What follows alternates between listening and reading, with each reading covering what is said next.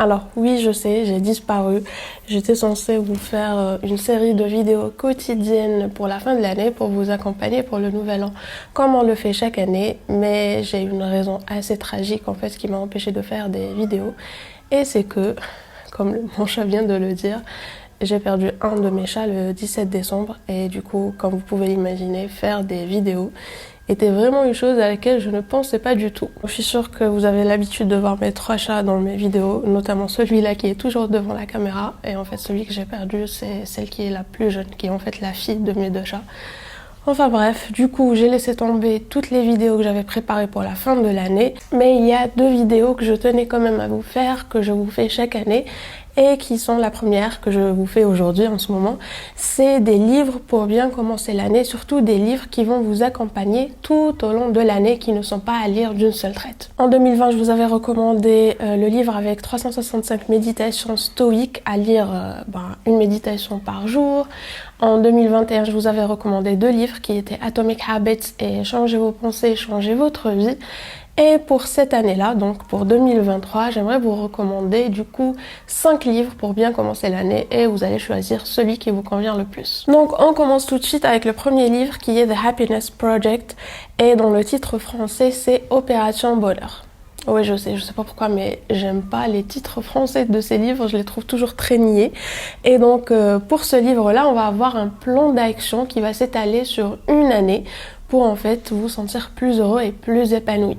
Je sais, dit comme ça paraît un petit peu fastidieux, mais en fait, le truc c'est que l'autrice de ce livre, elle en avait marre de chaque année mettre en place des résolutions, de ne jamais les tenir.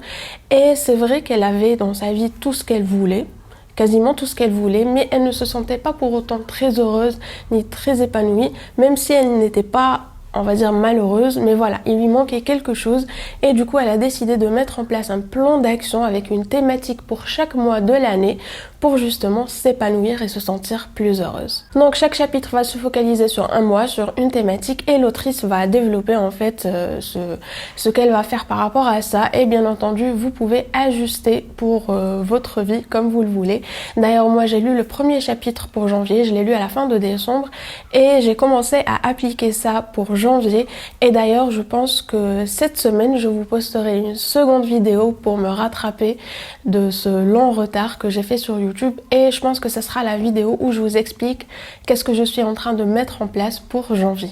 Ensuite le second livre c'est Success Affirmation, celui-là par contre je ne sais pas s'il est traduit en français. Je l'ai lu en anglais, j'ai lu tous les livres dont je vais vous parler en anglais et je sais que pour certains ils sont traduits en français, celui-là je ne sais pas, donc si vous le savez dites-moi quel est le titre en français.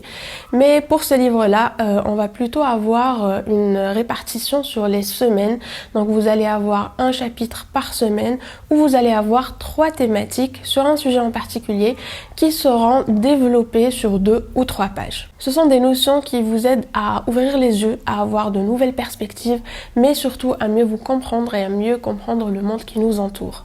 Après, nous avons You Are a Badass Every Day. Donc, je suis sûre que vous avez déjà croisé ce livre-là, You Are a Badass, avec une couverture jaune. Dans le titre français, c'est Tu vas tout déchirer. Ouais, encore un de ces titres français. Enfin bref, dans ce livre-là, vous allez avoir une page à lire par jour pour toute l'année en fait, une page par jour avec une thématique différente. L'autrice revient avec son style d'écriture qui est toujours gorgé d'humour et de légèreté pour parler de sujets profonds. Des fois, ce n'est même pas une page, c'est juste un petit paragraphe, mais qui vous pousse vraiment à réfléchir, à voir les choses différemment et parfois à changer les choses. On continue avec les livres à lire une page par jour avec le livre 365 Days with Autodiscipline. Donc celui-là aussi, je ne sais pas s'il est traduit en français, mais en tous les cas, c'est un livre où vous avez une page à lire par jour. Donc comme le titre l'indique, le sujet principal c'est l'autodiscipline, mais ce livre a beaucoup plus à offrir.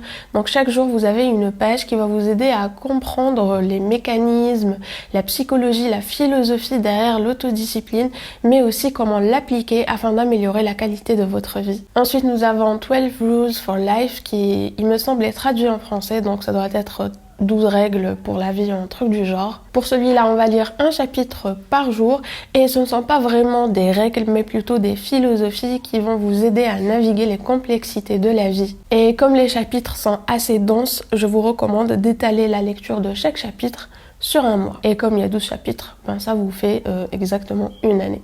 Et avant de partir, j'aimerais vous parler d'un autre livre. Celui-là, par contre, vous n'allez pas pouvoir le diviser vraiment comme les autres, où vous avez 365 pages à lire, donc une page par jour, ou 52 pour une page par semaine, ou voire 12 chapitres, comme ça, un chapitre par an. Mais celui-là, il n'est pas vraiment fait pour être divisé sur l'année, mais moi je vous conseille de le lire tout au long de l'année, de le lire même plusieurs fois. C'est un livre qui est déjà très beau à l'intérieur, je vous l'ai déjà montré, il me semble, mais je vais insérer encore des birolles. Donc c'est un livre qui s'appelle S'envoler enfin, l'édition est vraiment magnifique. Et ce qui est génial avec ce livre, c'est non seulement la mise en page, elle vous tient intéressé tout au long de la lecture, mais en plus vous avez des pages dédiées aux exercices pratiques, ce qui est super sympathique. Comme ça, vous allez non seulement lire, apprendre, mais aussi pratiquer ce que vous avez appris. Et je le trouve vraiment génial étant donné qu'il explore plein de facettes et d'aspects différents de notre vie sur lesquels on pourrait travailler pour s'épanouir, pour avoir une meilleure qualité de vie. Donc, on va dire que c'est le 6e livre bonus que je vous conseille pour bien commencer et pour avoir une lecture qui vous accompagnera tout au long de votre année 2023. Donc voilà pour ces lectures qui vont vous accompagner, je l'espère, pendant toute l'année 2023. J'espère qu'au moins une de ces lectures vous aura intéressé. Si vous avez lu un de ces livres, n'hésitez pas à me dire ce que vous en avez pensé. Si vous avez d'autres recommandations, n'hésitez surtout pas à les laisser dans les commentaires. Et du coup, moi je vous retrouve, je pense, cette semaine, la même semaine, dans 2 ou 3 jours, pour vous poster la seconde vidéo dont je vous ai parlé et qui est en fait, je vais vous parler de comment je fais moi pour appliquer le chapitre de janvier du livre My Happiness Project. Et du coup, voilà, je suis désolée, j'ai pas pu tenir ma promesse des 10 vidéos quotidiennes de fin d'année comme chaque année, mais je pense que j'avais une bonne raison. Il me semble que je vous ai pas dit quel est le chat qui est mort, et en fait c'est Mink, je vous mettrai sa photo. Elle est tombée de la fenêtre et j'habite au 5e étage et elle a pas survécu. Donc voilà, on se retrouve dans 2 ou 3 jours pour une nouvelle vidéo.